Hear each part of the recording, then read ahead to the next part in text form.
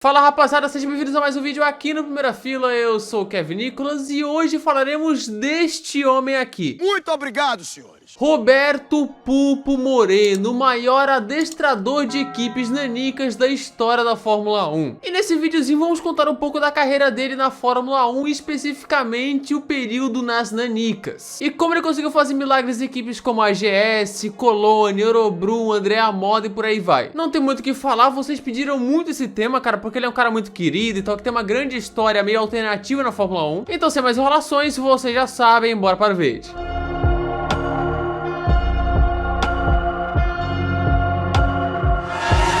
Roberto Pulpo Moreno começou a carreira dele no automobilismo ali no final dos anos 70. E em 79 foi correr de Fórmula Ford pela primeira vez. Nisso ele ganhou alguns títulos como da própria Fórmula Ford britânica, da Fórmula Pacífica da Nova Zelândia, venceu o GP de Macau, venceu o GP da Austrália 3 vezes, chegou a ser campeão da Fórmula 3000 e foi vice da Fórmula 2 europeia. Ele tem talento para isso. Enfim, ele correu de tudo ali nos anos 80 quando não estava na Fórmula 1. Participou das 24 horas de Le Mans, correu na Fórmula Indy, enfim, ele estava em todo lugar e a todo momento. E em 1982, a Lotus, ela mesma, a original, viu um de seus pilotos, Nigel Mansell, machucar o pulso. Não me diga. E aí Colin Chapman chamou Roberto Moreno para o seu lugar no GP da Holanda.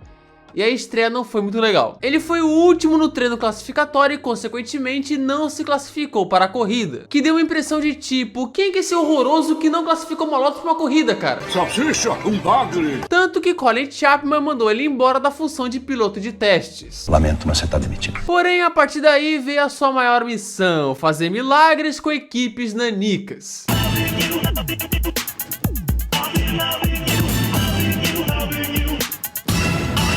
Depois de anos e anos correndo em várias categorias, a pequena equipe AGS chamou Roberto para correr os GPs do Japão e da Austrália de 87. A AGS só tinha um piloto naquele ano, que era o francês Pascal Fabre, cuja melhor posição tinha sido 2 P9. Ele falhou em se classificar em 3 de 5 corridas que tinham 26 carros ou mais, que era o número que iria para a corrida, ou seja, a AGS era um carro muito ruim, talvez o pior do grid. Nem os motores Ford e Cosworth salvaram. Então veio Roberto Pulpo Moreno. Hora do show! No GP do Japão, Moreno foi o 27º no quali, que na teoria não faria ele largar. Mas como Mansell não largaria, ele herdou a 26ª posição, mas abandonou depois com problemas elétricos. Mas a magia veio no GP da Austrália. Ele largou de 25º, foi fazer uma boa corrida, sobrevivendo no caos australiano. Muitas quebras, abandonos, e num país onde ele venceu 3 vezes veio a glória. Moreno foi o 7º. Só que depois, Ayrton Senna, o segundo, foi desclassificado por uma irregularidade nos dutos de refrigeração dos freios. Assim, Roberto Moreno pontuava na Fórmula 1. Vamos, Brasil, vamos!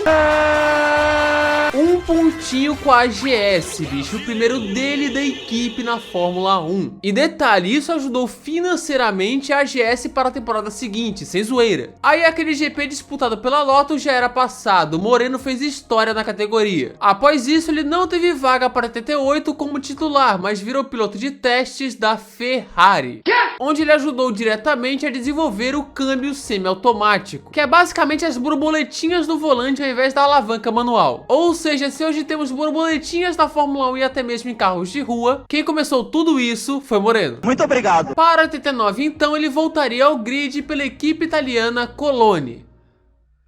Pô, cara.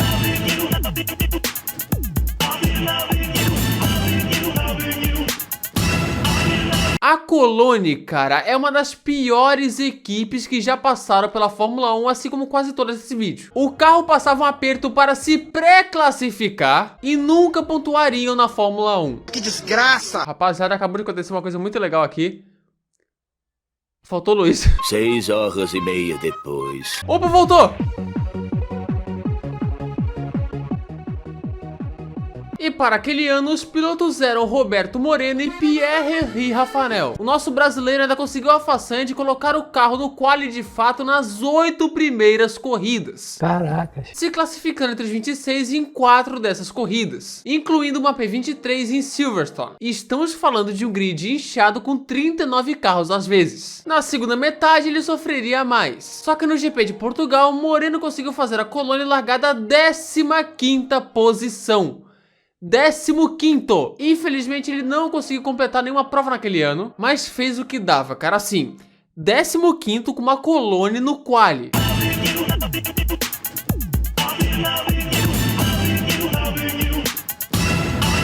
Em 1990, Roberto Moreno foi disputar a temporada pela Eurobrum, que era pior que a Colônia. Nossa! Apenas 4 vezes no ano, Moreno conseguiu se pré-classificar. Não é nem classificar, é passar da pré-classificação. E só em 2 dessas 4 ele conseguiu classificar para a corrida. Nos Estados Unidos, onde ele incrivelmente classificou da P16, e em Imola, onde ele largou da P25. Estados Unidos, inclusive, que ele conseguiu completar e foi o 13º. Enquanto o companheiro dele, Cláudio Langes, não passou de um pré-quali sequer. Ou seja, aqui já vimos ele correr em 3 das piores equipes da história. E ficaria pior. Eu não estou suportando mais. Mas no final de 1990 veio um momento histórico para ele. Infelizmente, Alessandro Nannini sofreu um acidente de helicóptero após o GP da Espanha, onde o seu braço foi decepado, cara, uma coisa terrível. E isso acabou encerrando a carreira do italiano e a Benetton precisava de um substituto. Foi então que Roberto Moreno foi o escolhido. Assim ele sairia da Eurobrum para a Benetton, e eu acho que é um salto bom. E cara, logo no primeiro GP, aquele do Senna atropelando Prost, Piquet venceu com Moreno em segundo, a última dobradinha do Brasil até hoje na Fórmula 1. A primeira chance em um carro competitivo e pódio conquistado, sua alegria. Na Austrália ele foi o 7º e isso deu a ele o contrato para 91, onde estava fazendo um ano ok, 10º no campeonato, 8 pontos conquistados em Mônaco, México e Bélgica. Porém ele foi mandado embora para dar lugar a um tal de Michael Schumacher. Um cara fraco aí. Olha, com o Schumacher e com o Brundle, eles vão gastar dinheiro, viu? Com isso, Roberto Pupo Moreno teve que fechar o ano fazendo 2 corridas pela Jordan, ex-equipe do Schumi, e uma corrida pela Minardi. E então vem a pior equipe disparada desse vídeo.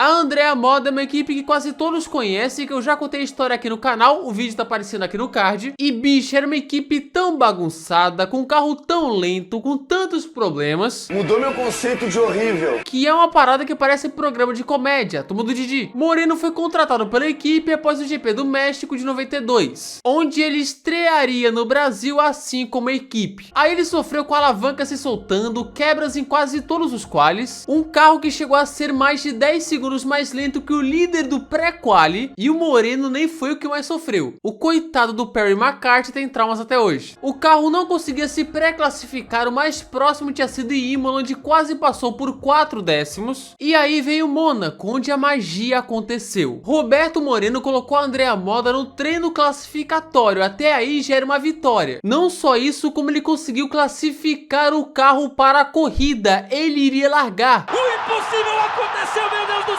Ele entrar entre os 30 do quali já era um milagre, ele conseguiu entrar entre os 26. Beleza, depois abandonou com uma quebra de motor, só que é um dos maiores milagres que a Fórmula 1 já viu. Então você acredita em milagres? Um milagre que só o maior milagreiro da história da categoria conseguiria fazer. E gente, estamos falando de uma equipe que ficou presa numa greve de caminhoneiros na França, que teve que pegar motor emprestado no Canadá, que mandou o coitado do McCarthy andar com pneu de chuva no seco. Lixo! Lixo! Era uma bagunça e ele conseguiu classificar essa equipe, sabe-se lá Deus como. Depois disso, já um pouco veterano, ele ficou 2 anos fora da Fórmula 1, sem andar em carro ruim, mó paz, até que em 1995 ele retornaria para a categoria na equipe Forte Corse, a pior do grid.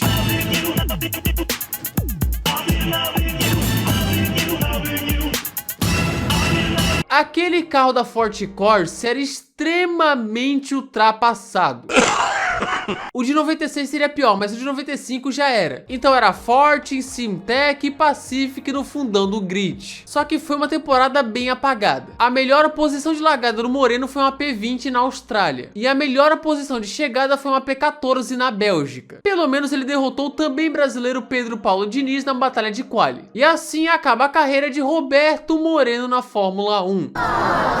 Ele correu por equipes de peso como Lotus e Benetton, mas por muitas nanicas, como a AGS, a Colônia, a Eurobrum, Andrea Moda e Forte Corse. E todas essas estão no hall de piores da história da categoria. Ruim, cara. Mesmo assim, Moreno pontuou de AGS. Teve boas atuações por Colônia e Eurobrum e classificou Andrea Moda. É uma carreira alternativa na Fórmula 1, mas é uma carreira de respeito com muitos milagres feitos. Ainda bem, depois disso, Moreno foi se aventurar na Indy, onde demorou para de fato ter impacto na categoria, mas conseguiu em 2000 conquistando a primeira vitória em Cleveland e terminando em terceiro no campeonato. Ele venceria novamente em 2001, dessa vez em Vancouver, mas marcou época na Indy. Mas a gente sempre lembra de seus milagrinhos e equipes nanicas, que podiam passar batido nos holofotes, mas era sempre o grande feito, assim como seu pódio em Suzuka. E esses foram os milagres até a carreira de Roberto Pulpo Moreno na Fórmula 1.